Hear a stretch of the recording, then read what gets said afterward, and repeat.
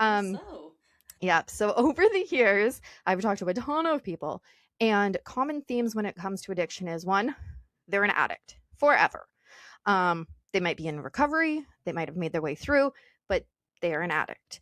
Um, and these are not my words. Well, they're my words, but these are things I've heard from many, many people. And the other thing is that something else was happening. And I think that's the big one that we don't talk about enough when it comes to addiction. We talk about addiction, addiction, addiction, addiction. We don't talk about why is the person addicted to something. And usually it's some kind of underlying depression, anxiety, whatever it is. And so I know for my brother, there was a lot of trauma. I don't know all of it because, again, baby sister, but I do know there was some trauma, and I share some of that in the book. And there was anxiety. I remember watching him when I want to say I would have been 14, 15, something like that, having a full blown panic attack. I had never seen a panic attack before. Mental health was not something I knew anything about. This is early 2000s. We didn't talk about it. Full blown panic attack. He calls 911. The fire department shows up, like the whole thing. And I'm just like, what is happening right now? And so that was just one of those, core memories because I'm like, oh my gosh, what is happening?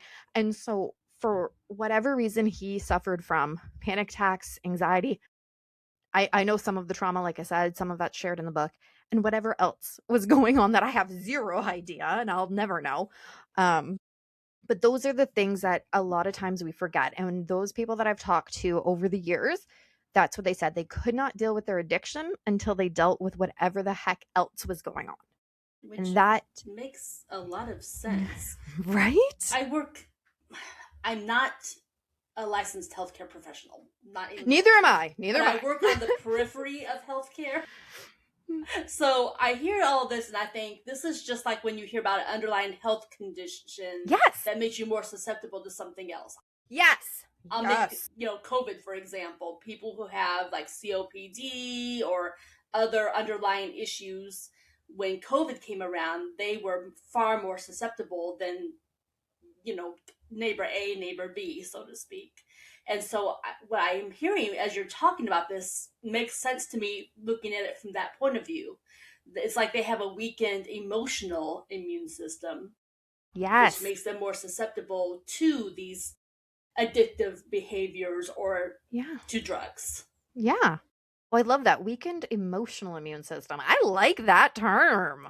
I'm stealing it. If you like, take it. I'm stealing it. I love that. I gift it to you. Thank you so much. It's much better than being a thief.